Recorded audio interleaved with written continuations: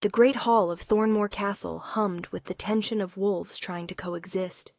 Servants rushed between tables bearing platters of roasted meat and wine, while nobles discussed the upcoming treaty that would unite the northern and southern packs after decades of war.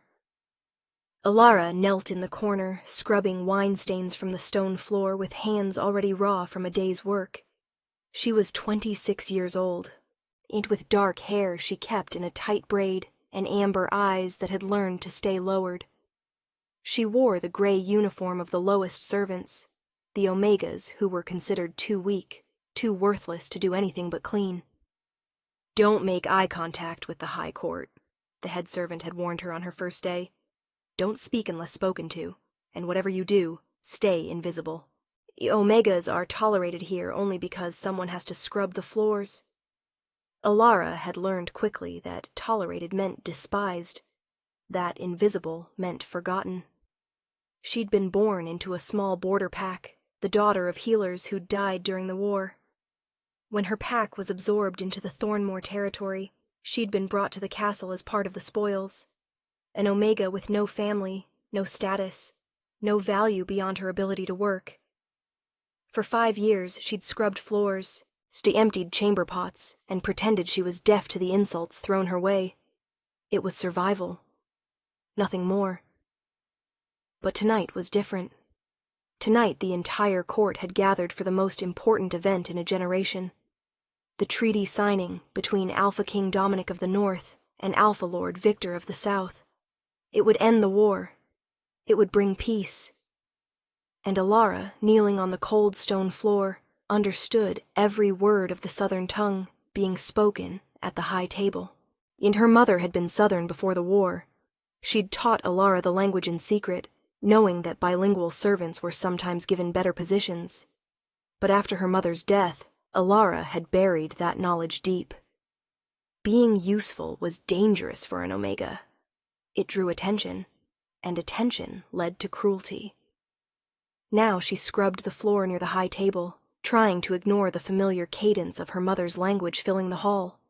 The Southern delegation had arrived that morning, 20 warriors, 10 advisors, and Alpha Lord Victor himself, a broad-shouldered man with silver streaks in his dark hair and eyes like winter ice.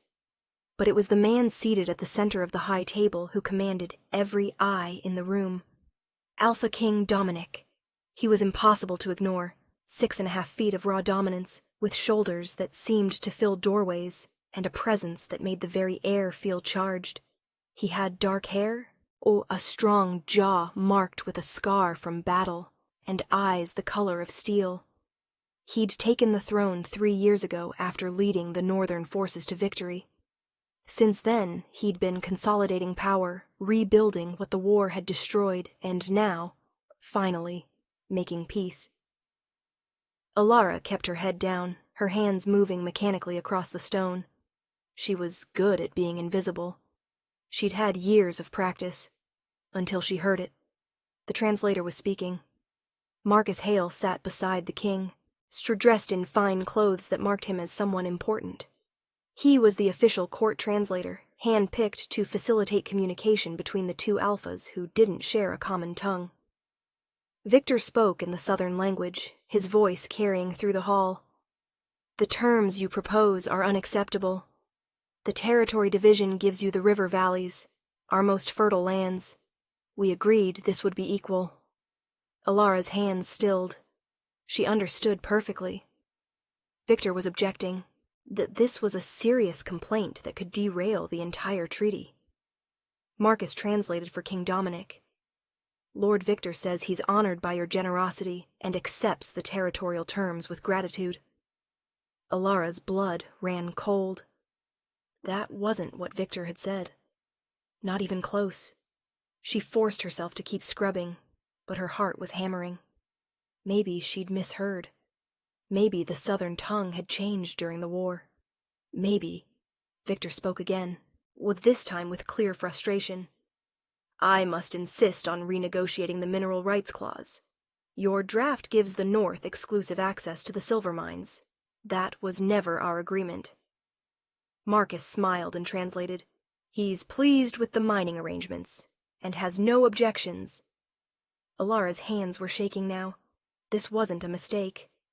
Marcus was lying, deliberately changing Victor's words to make him seem compliant when he was actually protesting. She risked a glance at the high table. King Dominic was nodding, looking satisfied. Victor looked confused. He'd raised a complaint and received nothing. No response, no acknowledgement. The king didn't understand Southern. He had no way of knowing his translator was betraying him. Alara's mind raced. She should stay quiet, should keep scrubbing. This wasn't her business. She was an Omega, less than nothing in the eyes of these powerful men. If she spoke up, they'd punish her for the audacity of interrupting. But her mother's voice echoed in her memory. Words are bridges, little one. When someone breaks a bridge, people fall. And it's always the innocent who fall first.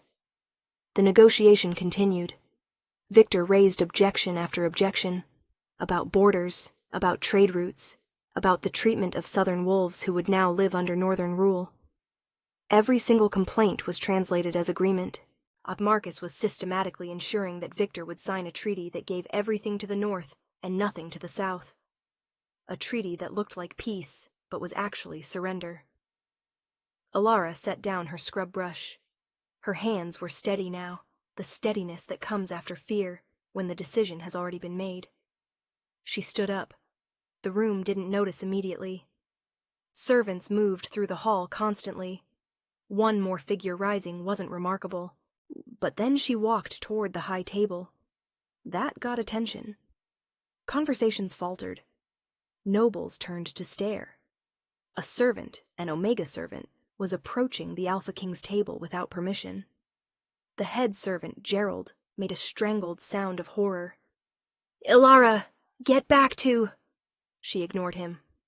Every step felt like walking through water, but she kept moving. King Dominic's steel-gray eyes locked onto her. His expression didn't change, but something in his gaze sharpened, intensified. Alara stopped 3 paces from the table. Protocol demanded she kneel, but she remained standing. She needed him to hear her, to see her as more than a servant. "Your Majesty," she said, and her voice carried through the now silent hall. "Your translator is lying." The words fell like stones into still water. Marcus Hale went pale. "This is outrageous. Remove this servant." "Silence." King Dominic's voice was quiet, but it cut through the room like a blade. His eyes never left Alara's face. "Explain." Alara's heart hammered, but she lifted her chin. "Lord Victor has been raising objections to the treaty terms for the past 20 minutes. He's protested the territorial divisions, the mining rights, the border placements. Your translator has been telling you that Victor accepts everything when he actually agrees to nothing." The hall erupted. Nobles shouted. Marcus stood, face flushed with rage. "She's lying. A lowly Omega trying to sabotage—" "I said silence." This time, the King's Alpha command rolled through the room like thunder. Every wolf felt the weight of it, the absolute authority. Everyone went quiet. King Dominic stood. The movement was controlled, deliberate. He was even more imposing on his feet. A wall of power and barely restrained danger. "You understand the Southern tongue?" he asked Alara. "Yes, Your Majesty. My mother was Southern. She taught me before she died." "And you're certain of what you heard?" "Completely certain. Your Majesty." The king turned to Victor, who'd been watching the exchange with obvious confusion. Then, to everyone's shock, King Dominic spoke a halting phrase in the Southern language. The pronunciation was rough, the grammar broken, but the meaning was clear. "Forgive." "She speaks true?" Victor's eyes widened. He looked at Alara, then back at the king, and responded in Southern. "Yes. By the gods, yes. I've been trying to renegotiate for the past hour and getting nowhere," Alara translated without being asked. "He says yes, Your Majesty. He's been trying to negotiate and hasn't been heard." King Dominic's expression went absolutely cold. The temperature in the room seemed to drop 10 degrees. He turned to Marcus Hale. "Explain." Marcus's mouth opened and closed. Sweat beaded on his forehead. "Your Majesty, there's been a misunderstanding. The southern dialect is complex." Did Lord Victor object to the territorial terms? The nuances of translation, yes or no? Marcus swallowed. He expressed some concern, but I judged it minor. You judged. The king's voice was lethal. You were hired to translate, not to judge. Not to decide which of Lord Victor's words I should hear. He turned to his captain of the guard. "Remove him. Detain him until I decide what charges to bring." As guards moved forward, Marcus made one last desperate attempt. "Your Majesty, you can't trust the word of an Omega over mine. She's nothing. A servant. She probably can't even—" The king moved faster than Alara had ever seen a man move. One moment he was at the table. The next, he had Marcus by the throat, lifting him off his feet. "She is a person who told me the truth when you were selling me lies." His voice was death itself. "That makes her worth more than you'll ever be." He dropped Marcus, who collapsed, gasping. The guards dragged him away. The silence in the hall was absolute. King Dominic turned back to Alara. His expression was still hard, dangerous, but when he looked at her, something shifted. "What's your name?" "Ilara, Your Majesty." "Ilara." He said it like he was committing it to memory. "You speak both Northern and Southern fluently?" "Yes, Your Majesty." "And you've been scrubbing floors instead of serving as a translator because I'm an Omega, Your Majesty. Omegas aren't given positions of importance." Something flickered across the king's face. Anger, but not at her. "That changes now. You will serve as the official translator for this negotiation. Your word will carry the weight of my authority. Anyone who questions you questions me. Understood?" Alara's knees went weak. "Your Majesty, I'm not qualified. You just saved this treaty from sabotage. You're more qualified than anyone in this room." He gestured to the empty chair beside his own, the one Marcus had occupied. "Sit." "Your Majesty, I can't." Servants didn't sit at the high table. Omegas certainly didn't sit beside the king. "That's an order." His eyes held hers, steel gray and absolutely unwavering. Ilara sat. The chair was more comfortable than anything she'd ever touched. The wine goblet beside it was made of silver. The plate bore the royal crest.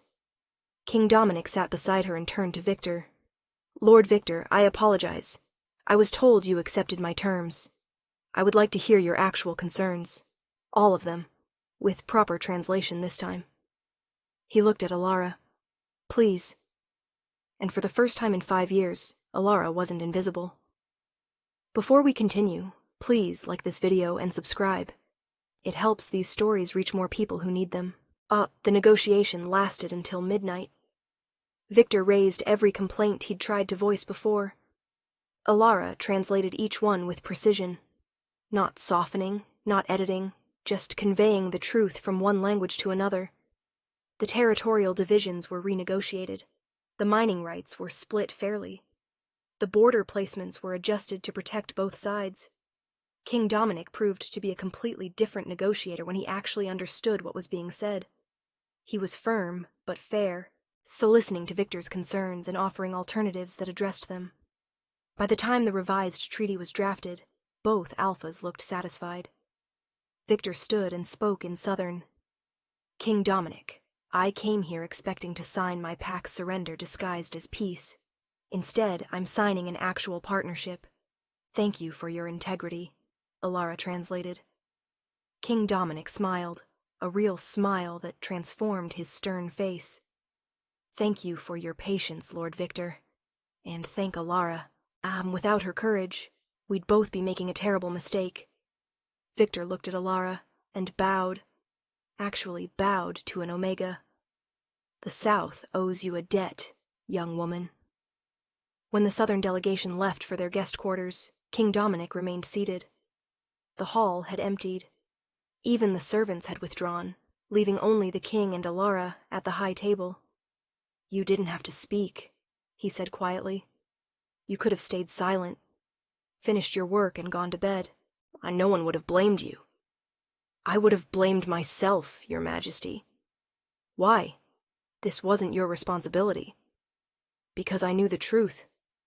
And staying silent when you know the truth is just another way of lying." King Dominic studied her for a long moment. "Who taught you that?"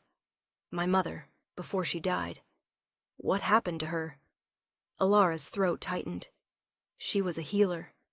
During the war, she treated wounded from both sides. Some northern soldiers didn't like that she helped southern wolves. They killed her for it. Said she was a traitor." The king's expression darkened. "How old were you?" 16. "I'm sorry. That should never have happened." "It's war, Your Majesty. Terrible things happen in war." "That doesn't make them acceptable." He leaned forward. "Alara, I need to ask you something, and I want an honest answer." She nodded. "Why are you here? An Omega who speaks 2 languages fluently, who was raised by healers, who has the courage to interrupt an Alpha King during treaty negotiations. Why are you scrubbing floors?" Alara looked at her hands. Raw, scarred, the hands of someone who'd spent 5 years on her knees. "Because after my mother died, my pack was absorbed into Thornmoor. The Alpha here didn't know what to do with an orphaned Omega, so he assigned me to the servants. I've been here ever since. Doing work far beneath your abilities. Doing the only work Omegas are allowed to do." King Dominic was quiet for a moment. Then, "That changes. Tonight. You're not a floor servant anymore. Your Majesty, you're the royal translator. You'll have quarters in the castle proper. A salary. Respect." His eyes held hers. "And anyone who treats you as less than you are will answer to me personally." Alara's eyes burned. "Why? Why would you do this for me?" "Because you saved my kingdom from signing away its future. Because you had nothing to gain and everything to lose by speaking up. And you did it anyway." He paused. "And because I've been a king for 3 years, and I'm tired of people telling me what they think I want to hear instead of the truth. You're the first person in a long time who's been honest with me. I'm just an Omega. You're a person who speaks the truth. That makes you rarer than any title." He stood. "Come, I'll show you to your new quarters." "Tonight?" "Right now. You're not spending another night in the servants' barracks." As they walked through the castle corridors, Alara was acutely aware of every eye that followed them. Servants stopped their work to stare. Guards whispered. The Omega who'd interrupted the king, who'd sat at his table, who now walked beside him like an equal. King Dominic led her to a room in the noble's wing. It had a real bed with soft blankets, a writing desk, a window overlooking the gardens. "This is too much," Alara whispered. "This is appropriate for someone of your position." He paused at the doorway. "Alara, I want you to know something. What happened tonight? Marcus's betrayal? It could have destroyed the peace. Thousands could have died if that treaty had been signed with false terms. You prevented that. You're a hero." "I'm not a hero. I just spoke up." "That's what heroes do." His voice was soft. "Sleep well. Tomorrow we have a treaty to finalize, and I'll need my translator beside me." He left before she could respond. Alara stood in the center of her new room, still wearing her gray servant's dress, and felt the weight of the day crash over her. 6 hours ago, she'd been invisible. Now she was the royal translator. 6 hours ago, she'd been nothing. Now the king himself had called her a hero. She sat on the bed. Her bed. And for the first time in 5 years, Alara allowed herself to cry. Not from sadness, from relief, from the sudden, overwhelming sensation of being seen after years of forced invisibility. And somewhere in the castle, King Dominic stood at his own window, thinking about an Omega with amber eyes who'd had the courage to challenge a king's translator and save a kingdom. 6 months later, the treaty between North and South had held strong. Trade flourished, and borders were peaceful. The two packs were slowly learning to trust each other, and Alara had become indispensable. She translated every diplomatic meeting, every trade negotiation, every correspondence between King Dominic and Lord Victor. Her fluency in both languages made her the bridge between two peoples who were learning to be one. But she'd also become something else. The king's constant companion. It started professionally. He needed a translator at his side for meetings. But somehow, those meetings stretched into walks in the garden where they'd discuss philosophy and politics, into dinners where they'd debate strategy and history, into quiet evenings in the library where they'd simply enjoy comfortable silence. Ilara had never felt anything like this, the way her heart raced when he smiled at her, the way his presence made her feel safe and seen, the way he looked at her sometimes like she was precious. But she was an Omega, and he was a king. It was impossible. One evening, Dominic found her in the library, staring at a book without reading it. "What's wrong?" he asked, sitting beside her. "Nothing, Your Majesty." "Alara." His voice was gentle. "We've known each other for 6 months. You can tell me the truth." She set down the book. "The court is talking. About us. About how much time we spend together. Let them talk. They're saying I'm using you, that I'm manipulating you for my own gain, that I'm—" She couldn't finish. "That you're what?" "That I'm not worthy of your attention." Her voice dropped to a whisper. "They're right." Dominic was silent for a long moment. Then he did something that shocked her. He took her hand. "Ilara, do you know why I value your company so much?" She shook her head. "Because you're real. Everyone else in this castle tells me what they think I want to hear. You tell me what I need to hear. You challenge me. You make me think. You make me—" He paused. "You make me want to be better than I am. Your Majesty—" "Dominic, please, when it's just us, call me Dominic." "I can't. That wouldn't be appropriate. Nothing about what I feel for you is appropriate."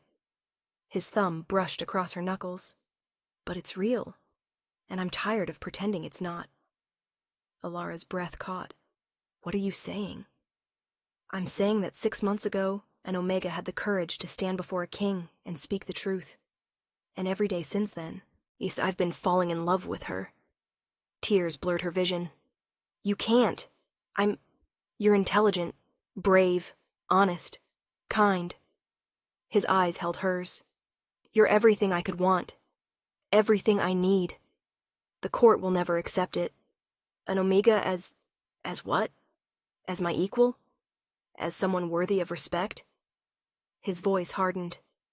"Then the court can adjust their expectations, because I'm not giving you up." He stood and pulled her to her feet, his hands gentle on her shoulders. "Ilara, I'm asking you formally, not as your king, as a man who's fallen in love with an extraordinary woman. Will you let me court you?"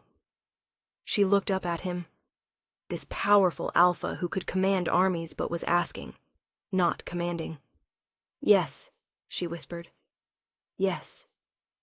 He kissed her then, soft and reverent, like she was precious. And Alara felt something she hadn't felt in years. Hope. 1 year later. The great hall of Thornmoor Castle was filled to capacity. Nobles from every pack, or diplomats from distant territories, servants and soldiers and common folk, all gathered to witness something unprecedented. King Dominic was taking a mate.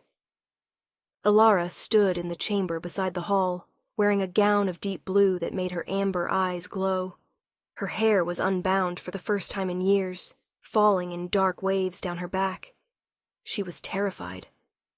A knock at the door. Lord Victor entered, smiling. "The king sent me to escort you.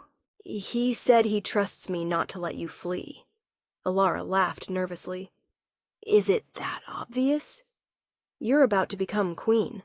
Anyone would be nervous. He offered his arm. But I've known Dominic for over a year now. I've seen how he looks at you. That man would burn the world for you. I'm just an Omega. You're the woman who saved 2 kingdoms from war. You're the bridge between North and South. You're the person the king trusts above all others. Victor's expression was kind. You're not just anything, Alara. You're extraordinary. And it's time you believed that. They walked to the great hall. The doors opened. Every eye turned to her. She saw faces from her past, servants who'd ignored her, nobles who'd looked through her, the head servant who'd once told her she'd never be more than a floor scrubber. But she also saw new faces, children she'd taught to read, soldiers she'd helped communicate with Southern allies, common folk who'd benefited from the peace she'd helped broker. And at the end of the aisle, standing tall and proud, was Dominic. When their eyes met, he smiled, that rare, genuine smile that still took her breath away. She walked to him, and when Victor placed her hand in Dominic's, the king whispered, "You're beautiful." "I'm terrified," she whispered back. "Good. So am I. We'll be terrified together." The ceremony was simple but profound. Ancient words spoken before witnesses, is promises made before the gods. When Dominic kissed her, sealing their bond, the crowd erupted in genuine celebration. And when he turned to face his kingdom, holding her hand, he spoke with absolute authority. "This woman saved my kingdom by speaking a truth no one else dared to voice. She's proven herself braver, wiser, and more honorable than any noble in this hall. She is my queen, my mate, my equal. And anyone who treats her as less will answer to me." No one argued. Later, at the feast, Alara found Victor alone on a balcony. "Thank you," she said, "for escorting me, for everything." "Thank you for preventing a war," he smiled, "and for teaching a stubborn northern king that worth isn't measured by birth rank." He taught himself that. No, you taught him. By being exactly who you are. That night, as Alara and Dominic stood together watching their united kingdom celebrate, he pulled her close. "Any regrets?" he asked. "About what?" "About speaking up that night, about everything that came after." Alara thought about the girl she'd been, invisible, forgotten, convinced she was worthless. And she thought about who she'd become. A queen, a bridge builder, a woman who'd learned her own worth. "No regrets," she said. "Not a single one." "Good," he kissed her temple, "because I plan to spend the rest of my life proving you made the right choice. You already have." And under the stars, in a castle that had once been her prison, Alara, former servant, if former nobody, now queen, finally understood what her mother had meant. Words are bridges, and sometimes one honest word spoken at the right moment can change everything. The end. Where are you watching from? Drop your city in the comments. And if this story touched your heart, please subscribe. It helps more people find these tales of courage and love.